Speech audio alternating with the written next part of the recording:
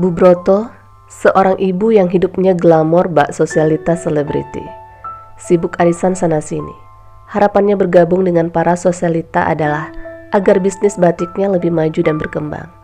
Terbukti produk batik produksi Bu Broto terkenal hingga ke luar negeri. Hampir setiap pegelaran fashion luar negeri selalu diikut sertakan. Kesibukan bolak-balik ke luar negeri pun menjadi hal yang biasa. Demikian juga dengan suaminya. Entah kapan terakhir kali Pak Broto menikmati istirahat siang di rumah dengan santai. Hari-harinya selalu diisi dengan kesibukan bisnis, seolah tidak ada istri dan anak yang membutuhkan perhatiannya. Sampai-sampai kondisi rumah sepi tanpa istri dan anaknya pun dia merasa biasa saja. Sejak semalam, Pak Broto tidak menyibukkan diri dengan ponselnya. Dia sengaja membuat mode tanpa nada dering pada ponselnya, agar dapat menikmati istirahat meski hanya satu malam. Sambil bersantai di sofa empuk, tangan kanan Pak Broto menggenggam remote televisi. Satu persatu saluran televisi diamati, tetapi tampaknya tidak ada yang sesuai dengan apa yang dia cari. Pencariannya terhenti pada sebuah acara berita di salah satu stasiun televisi nasional. Serasa ada sesuatu yang sangat berat menindih dada Pak Broto ketika sepintas melihat seseorang yang sangat dia kenal ada di layar kaca. Napasnya tiba-tiba seperti terhenti, keringat bercucuran, dengan badan bergetar sangat hebat. Ingin dia berteriak, tetapi suaranya tercekat di tenggorokan. Susah payah rasanya menstabilkan emosi, hingga napasnya bisa kembali mengalir dengan lancar. Matanya membulat sempurna, memastikan penglihatannya tidak salah. Tidak puas, volume televisi semakin ditingkatkan, hingga terdengar jelas suara pembaca berita. Sabtu dini hari, Satuan Polisi Pamong Praja serta petugas gabungan merazia sebuah diskotik dan tempat hiburan malam.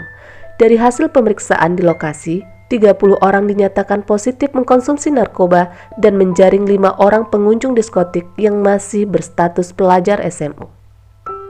Diketahui salah satu dari mereka adalah anak dari seorang pengusaha sukses dan sekarang sedang menjabat sebagai anggota dewan.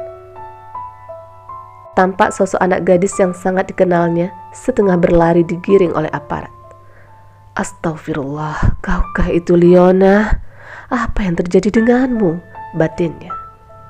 Tanpa pikir panjang, Pak Broto mencari ponsel yang sejak semalam tidak disentuh. Ada 100 lebih notifikasi panggilan tak terjawab. Di antaranya panggilan dari sekretaris di kantor, rekan kerja, dan beberapa panggilan yang diduga panggilan dari kantor polisi. Pak Broto berusaha menghubungi Liona, tetapi nihil. Kemudian dia menghubungi istrinya. Halo, Mam, di mana? Mama harus pulang sekarang. Ini gawat, pinta Pak Broto. Belum sempat dia menjelaskan, istrinya sudah memutuskan sambungan telepon.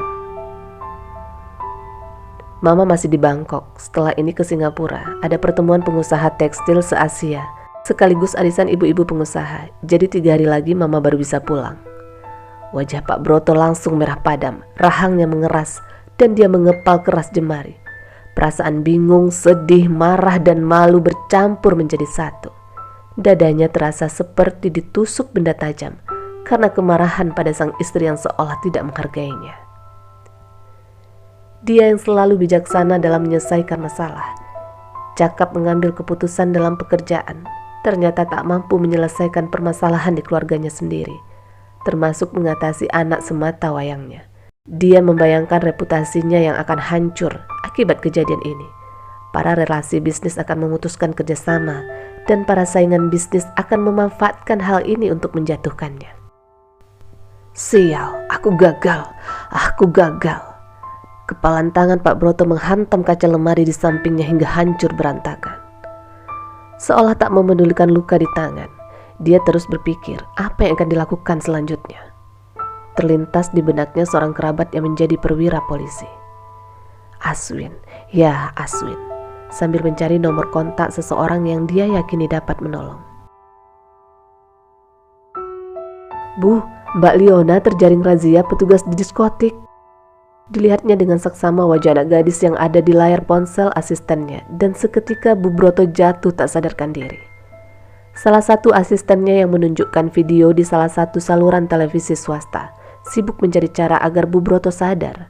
Setelah sadar, Bu Broto tidak henti-henti menangis, menyesali kejadian yang menimpa anak gadisnya. Pesawat pertama membawa Bu Broto terbang ke tanah air untuk menemui putrinya. Setelah 20 jam lebih perjalanan, untuk pertama kali sejak bertahun-tahun yang lalu, Pak Broto dan istrinya berada di rumah pada jam kerja. Namun, tidak sepatah kata pun keluar dari mulut mereka. Hanya suara isak tangis Bu Broto yang terdengar.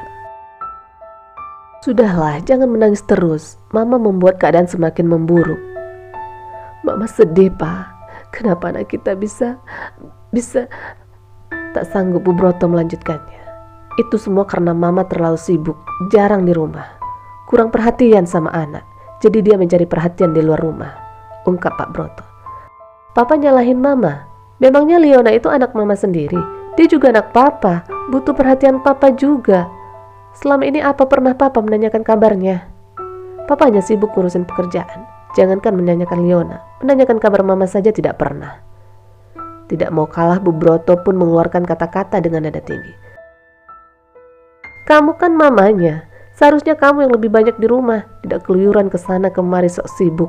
Alasan pekerjaan, tetapi arisan sana sini. Aku sibuk karena memang aku bekerja untuk kalian, dan memang itu tugasku mencari nafkah untuk kalian." Pak Broto semakin emosi. "Papa tahu kenapa Mama sering tidak di rumah. Itu karena Papa yang tidak pernah memedulikan Mama. Papa selalu sibuk sendiri, memberikan materi yang berlimpah, bukan berarti Mama tidak butuh perhatian. Jadi semua salah Papa." Dengan terisak ia melanjutkan, "Papa gagal sebagai kepala rumah tangga." Suasana semakin menegang, saling menyalahkan dan tak ada yang mau mengalah, karena mereka sama-sama merasa benar.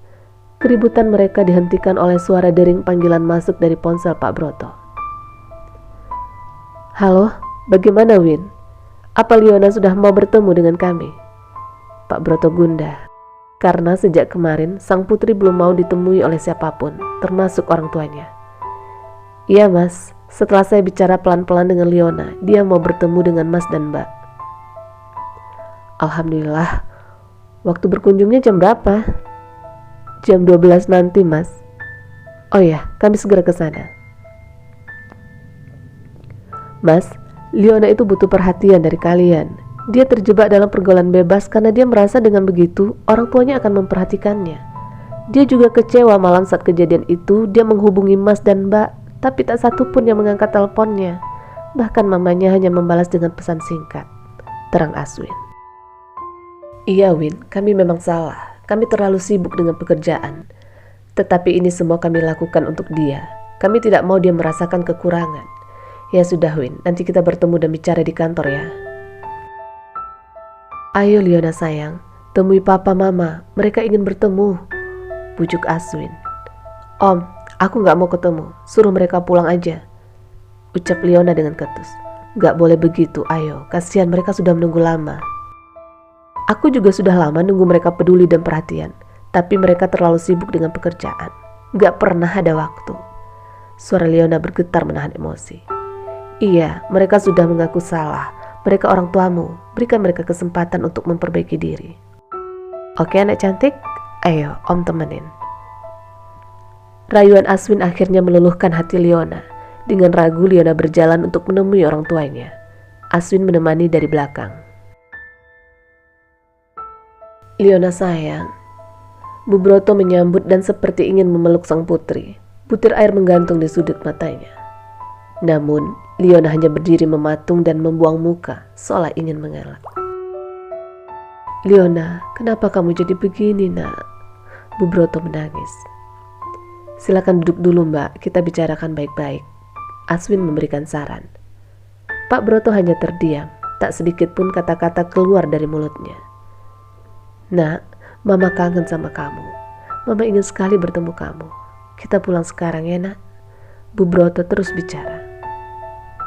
Leona menatap mata mamanya lekat. Wajahnya memerah, tangannya mengepal keras. Di kepalanya hanya ada kebencian. Terbayang saat dia sangat mengharapkan kedua orang tuanya datang menjemputnya, memeluknya hangat untuk memberi kenyamanan dan menjauhkan dari rasa takut. Namun, apa yang terjadi? Telepon dari Leona hanya dibalas dengan pesan singkat bahwa sang ibu akan pulang 3 hari lagi. Lalu papanya yang masa bodoh terhadap permintaan Leona yang hanya ingin makan malam bersama keluarga. "Kamu kenapa, nak?" tanya Bu Broto. "Kamu mau kan memaafkan Mama? Kita pulang ya, nak." "Aku gak mau pulang. Ada Mama dan Papa.